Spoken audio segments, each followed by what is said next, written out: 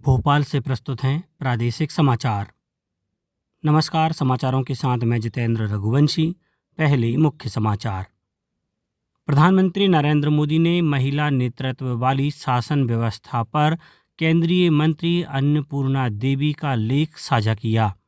प्रदेश cabinet ने 16,720 करोड़ के विकास कार्यों को दी मंजूरी।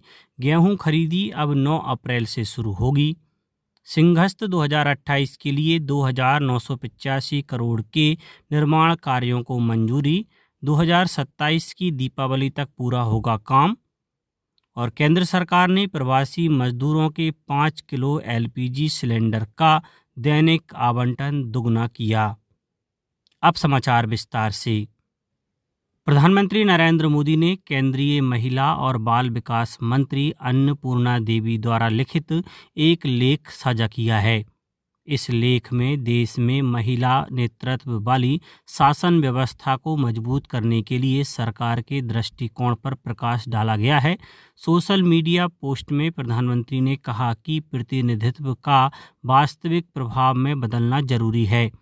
श्री मोदी ने कहा कि नारी शक्ति वंदन अधिनियम की नींव रखे जाने के साथ देश अधिक से अधिक महिला नेतृत्व वाली शासन व्यवस्था की ओर बढ़ रहा है। मुख्यमंत्री डॉक्टर मोहन यादव की अध्यक्षता में कैबिनेट बैठक में कई बड़े फैसले लिए गए। सरकार ने विभिन्न विकास कार्यों के लिए 16,720 करोड़ रुपए की स्वीकृति दी। किसानों के लिए गेहूं खरीदी अब 9 अप्रैल से शुरू होगी। वहीं चना मसूर खरीदी के लिए 3,174 करोड़ रुपए की व्यवस्था की गई है। अनुसूचित जाति के छात्रों को दिल्ली में उच्च शिक्षा के लिए हर माह 10,000 रुपए की सहायता दी जाएगी। सिंहस्थ को देखते हुए उज्जैन में नए एयरपोर्ट के निर्माण को भी मंजूरी मिली है। मुख्यमंत्री डॉक्टर मोहन यादव की अध्यक्षता में सिंहस्थ 2028 को लेकर मंत्रिमंडलीय समिति की बैठक हुई। बैठक में करीब 2,985 करोड़ रुपए के निर्माण कार्यों को मंजूरी दी गई। सभी काम 2027 की दीपावली तक पूरा करने के निर्देश दिए गए हैं। राजस्थान की राजधानी जयपुर में पश्चिमी क्षेत्रीय कृषि सम्मेलन 2026 का आयोजन हुआ। केंद्रीय कृषि मंत्री शिवराज सिंह चौहान और राजस्थान के मुख्यमंत्री भजनलाल शर्मा ने इसका उद्घाटन किया। सम्मेलन में राजस्थान, मध्य प्रदेश, गुजरात, महाराष्ट्र और गोवा के कृषि मंत्रियों ने हिस्सा लिया। इसमें किसानों की आय बढ़ाने, प्राकृतिक खेती और आधुनिक तकनीक अपनाने पर जोर दिया गया। मित्रों, 3 मुख्य रूप से हमारे लक्ष्य हैं। नंबर 1, देश की खाद्य सुरक्षा हमको सुनिश्चित करना है। लेकिन दूसरी महत्वपूर्ण चीज, जो किसान दिनों रात अच्छी फसलों के लिए खून और पसीना बहाता है, मौसम की मार हो, प्रतिकूल परिस्थितियां हो, दिन रात खेत और खलिहानों में डटा रहता है, उसकी इनकम बढ़ानी है, उसके जीवन स्तर को बढ़ाना है। और तीसरा है, हमको खाद्यान्न तो देना है, भोजन तो देना है, लेकिन पोषण सुरक्षा भी सुनिश्चित करना है। केंद्र सरकार ने प्रवासी मजदूरों को मिलने वाले 5 किलो के एलपीजी सिलेंडर के दैनिक आवंटन को दुगना करने का फैसला किया है। पेट्रोलियम मंत्रालय के सचिव डॉक्टर नीरज मित्तल ने सभी राज्यों और केंद्र शासित प्रदेशों के मुख्य सचिवों को इस बारे में पत्र लिखा है। ये सिलेंडर राज्य सरकारें तेल कंपनियों के सहयोग से सिर्फ प्रवासी मजदूरों तक पहुंचाएंगी। पिछले महीने की 23 तारीख से अब तक करीब 6,75,000 सिलेंडर बेचे जा चुके हैं। छोटू सिलेंडर प्राप्त करने वाले एक ग्राहक ने अपना अनुभव साझा किया। मेरा नाम युवराज सिंह है। मैं वालों से मेहनत मजदूरी करने आया हूँ और अभी खाना बनाने में तकलीफ हो रहा था, तो हमने गोविंद इंडियन से संपर्क किया। वहाँ बताया कि आधार कार्ड लगेगा, उसके बाद 5 किलो का सिलेंडर मिल जाएगा आपको। अब मैं आया और मेरे को मिल गया सिलेंडर, इसलिए अब खाने बनाने में दिक्कत नहीं हो रही है। भोपाल में मंत्रिमंडल समिति की बैठक में पेट्रोल, डीजल और गैस की उपलब्धता की समीक्षा की गई। अंतर्राष्ट्रीय हालात को देखते हुए एलपीजी आपूर्ति सुचारू रखने के निर्देश दिए गए।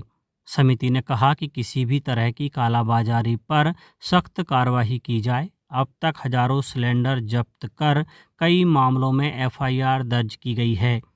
बैठक में बताया गया कि प्रदेश में पेट्रोलियम पदार्थ पर्याप्त मात्रा में उपलब्ध हैं और आपूर्ति सामान्य बनी हुई है। वहीं शहरों में 25 दिन और गांव में 45 दिन में गैस बुकिंग की जा रही है। समिति ने अगले 3 महीने में 2 लाख नए कनेक्शन देने का लक्ष्य रखा है।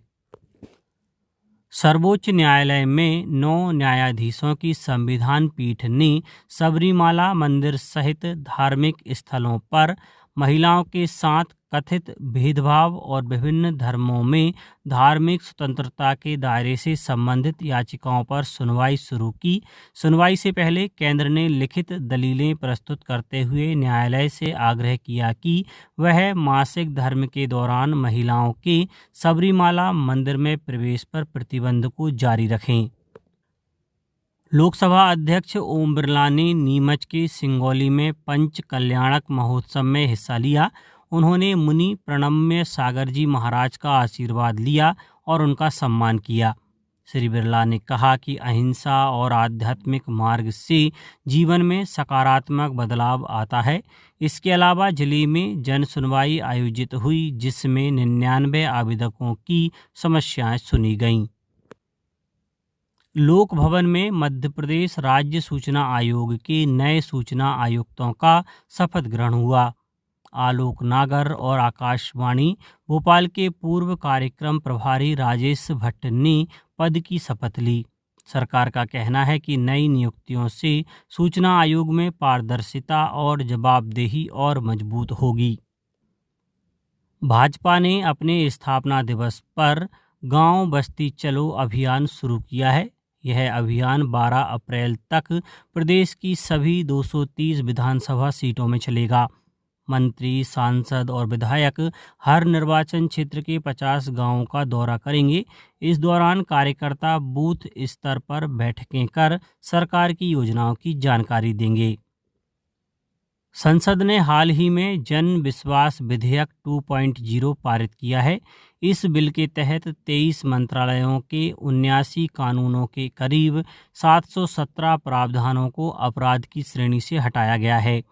अब छोटी तकनीकी गलतियों के लिए जेल की जगह केवल जुर्माने का प्रावधान होगा। ड्राइविंग लाइसेंस रिन्यू न कराना या जन्म मृत्यु की सूचना न देना जैसी छोटी चूकें अब अपराध नहीं मानी जाएंगी। इस बिल से करीब 5 करोड़ छोटे मामले अदालतों से कम होने का अनुमान है, जिससे आम नागरिकों और छोटे कारोबारियों को बड़ी राहत मिलेगी। अब बात मौसम की। प्रदेश में आंधी बारिश का नया सिस्टम एक्टिव हो गया है। मौसम विभाग ने भिंड और श्योपुर में ओले गिरने और आकाशीय बिजली चमकने का अलर्ट जारी किया है। ग्वालियर, मुरैना, सतना, रीवा समेत कई जिलों में बारिश और बिजली गिरने की संभावना है। 9 अप्रैल तक 34 जिलों में तेज आंधी और बारिश का अलर्ट जारी रहेगा और कुछ जिलों में हवा की रफ्तार 60 से 70 किलोमीटर प्रति घंटे तक पहुंच सकती है। अब कुछ समाचार संक्षेप में। नीमच कलेक्ट्रेट में जन सुनवाई हुई। डिप्टी कलेक्टर चंद्र सिंह धारवे और श्रुति भायड़िया ने 99 लोगों की समस्याएं सुनी।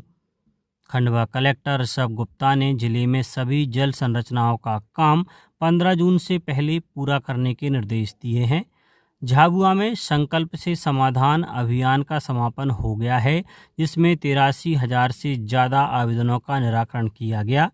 बैतूल कलेक्टर ने कलेक्ट्रेट सभा कक्ष में आयोजित जन सुनवाई में नागरिकों की समस्याएं सुनी। वहीं मंदसौर में आयोजित जिला स्तरीय जन सुनवाई में अपर कलेक्टर ने 69 आवेदकों की शिकायतों को सुनकर समाधान के निर्देश दिए। दतिया में नागरिकों की समस्याओं के त्वरित निराकरण के उद्देश्य से जन सुनवाई का आयोजन किया गया। शिवपुरी के कोलारस में राष्ट्रीय ग्रामीण आजीविका मिशन के सहयोग से आयोजित सिलाई प्रशिक्षण कार्यक्रम में महिलाओं को सम्मानित किया गया। प्रदेश के नगरीय प्रशासन मंत्री कैलाश विजयवर्गीय 11 अप्रैल को आगरमालवा जिले की सुसनेर नगर परिषद के नवनिर्मित भवन का फीता काटकर लोकार्पण करेंगे। जबलपुर जिले के ग्राम खजरी खरिया में किसानों के लिए मात्र 10 रुपये प्रति एकड़ की लागत में गेहूं की कटाई करने वाली इलेक्ट्रिक रीपर मशीन का प्रदर्शन किया गया। अशोकनगर में आयोजित जिला स्तरीय जन सुनवाई में आवेदकों की समस्याओं का निराकरण किया गया और धार में इस वर्ष 8वें पोषण पखवाड़े का 9 अप्रैल से 23 अप्रैल तक आयोजन किया जाएगा। पखवाड़े के दौरान विभिन्न गतिविधियों का आयोजन किया जाएगा। अंत में मुख्य समाचार एक बार फिर। प्रधानमंत्री नरेंद्र मोदी ने महिला नेतृत्व वाली शासन व्यवस्था पर केंद्रीय मंत्री अन्नपूर्णा देवी का लेख साझा किया। प्रदेश कैबिनेट ने 16,720 करोड़ के विकास कार्यों को दी मंजूरी। गेहूं खरीदी अब 9 अप्रैल से शुरू होगी। सिंहस्थ 2028 के लिए 2,985 करोड़ के निर्माण कार्यों को मंजूरी। 2027 की दीपावली तक पूरा होगा काम। और केंद्र सरकार ने प्रवासी मजदूरों के 5 किलो LPG सिलेंडर का दैनिक आवंटन दुगना किया। आज के इस बुलेटिन में बस इतना ही। नमस्कार।